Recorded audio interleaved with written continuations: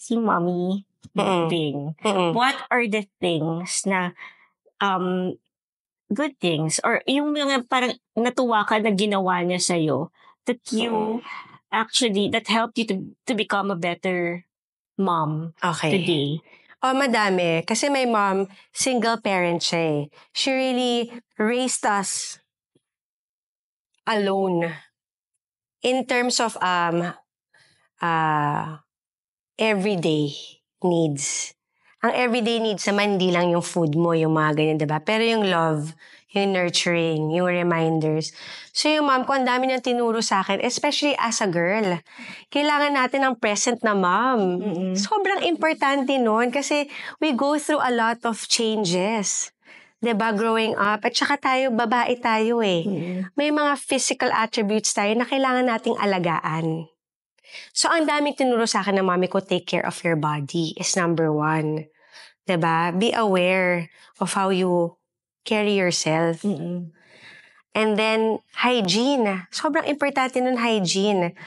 And parang, na-realize ko nga na, alam mo, nung nagpunta ako ng OB, ang unang kasama ko is mommy ko.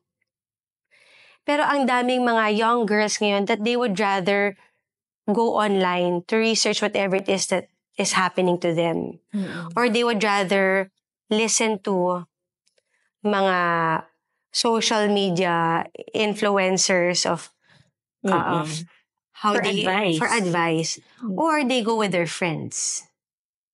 And that's risky. It's risky because for me, I feel like your mom is the ultimate woman who can teach you. Diba? Because pinagdaanan niya na yan eh. Tsaka nanay mo yan eh.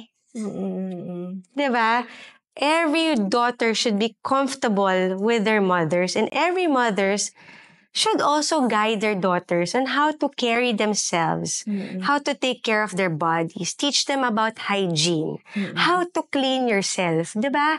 Sobrang importante nun kasi kung yung fathers, yung role nila sa son is important, yung mothers rin important.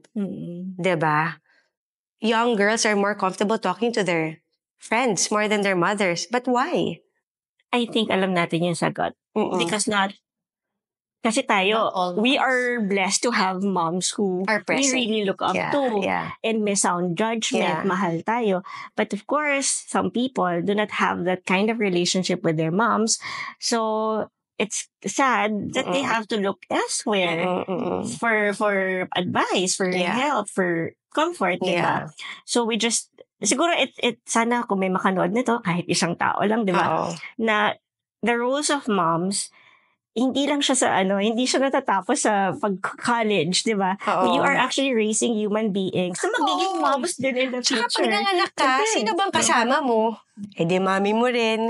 Sino bang tutulong sa'yo sa babies mo? So who will you ask advice from? Eh di mami mo rin. And my mom, she was easy to talk to. So I talked to her about a lot of things, relationships. I cried to her about breakups and things like that. Sabi ni Raymond, our friend, diba? Sabi niya, naku si Madam, every morning, kausap niya si my mom. So so many things that, my mom was really a big part of my life. And I'm so thankful that the Lord gave me my mother. That's why I always say, if your mom is still there, love her, care for her, call them up.